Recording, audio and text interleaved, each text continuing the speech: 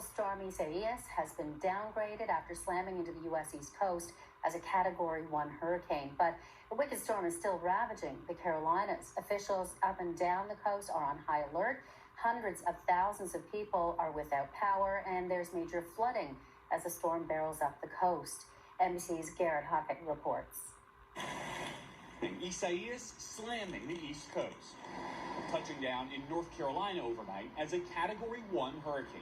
And the wind is insane right now. The storm whipping winds up to 85 miles per hour. Pounding rain, lashing trees, and knocking out power. This is probably the craziest hurricane I've ever been through. More than 300,000 homes in North Carolina alone dealing with outages, and heavy flooding impacting residents and first responders. We are en route. Delayed response, about 2 feet of water across the road. Rescue crews called into action overnight as multiple fires caused by the storm raged near Ocean Isle Beach. In South Carolina, strong storm surges soaking shorelines. Vehicles fleeing for higher ground after a sand dune ruptured in Myrtle Beach. Nearby, rescue teams rushing to the scene of a sinking car. Thankfully, no one was injured. Officials urging residents to stay home. Lightning raging within the powerful storm that's tracking the eastern seaboard. At least 13 states in its projected path, from the Carolinas all the way up to Maine, impacting more than a third of the country's population. North Carolina opening shelters now, an even more complicated challenge during the pandemic. If someone has COVID-19 or shows symptoms, they'll be directed to a sheltering option for isolation or medical attention. Cities now clearing trees near power lines and storm drains to help minimize damage. And dangerous winds up to 70 miles per hour predicted for New York City. Lower Manhattan is particularly vulnerable in this situation. The city deploying water-filled tubes called Tiger Dams for the first time since Superstorm Sandy 8 years ago. These are the kinds of approaches that we learned the hard way with Sandy that we needed to have ready. Batten down everything at home, make sure all of your projectiles are put aside, and just ride it out while sitting in the house. For more on this, let's bring in Tad Ogburn. He's the Metro editor with the News and Observer. Thank you very much, Tad. And what can you tell us about the scene there today? Well, actually, this storm went by pretty quickly as far as what North Carolina has seen in the past. We did have down on the coast where it came in some damage in the Ocean Isle area. And then the worst part of it seems to be to the northeast, where a tornado spawned by the storm hit a mobile home park, and we have 2 people missing, 2 children missing, and 2 people confirmed dead at this point.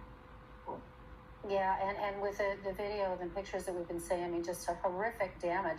Tell me a little bit about how much notice people had that this storm was coming in terms of how wicked it was going to be and how they prepared. They started preparing about on Friday, and North Carolinians have seen these a lot.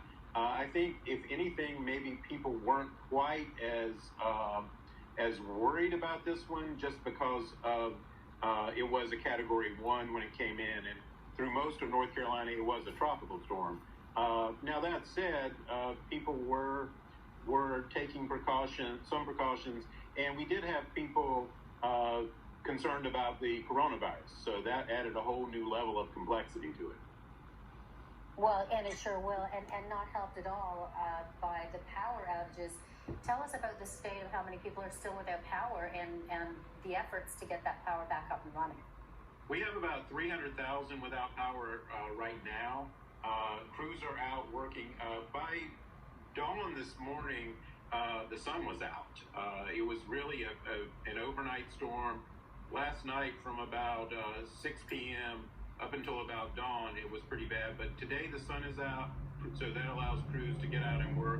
We haven't seen the flooding that we sometimes see. Often what happens in North Carolina is a storm will kind of park for a while and just dump lots of rain, and which leads to flooding further downstream for several days.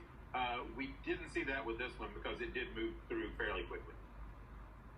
And what are authorities telling people? Obviously, the storms move through, but there's a lot of people still without power. And as you mentioned, the COVID complication. What are people being told to do? Just being really careful when you get back out. We do have downed trees affecting transportation in some areas. We do have flooding in some low-lying areas, and authorities want people to be really careful with those.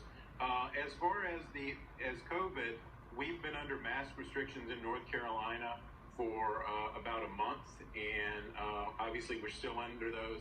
That has proved successful in that North Carolina isn't seeing some of the spikes that you're seeing in like Florida and some other states.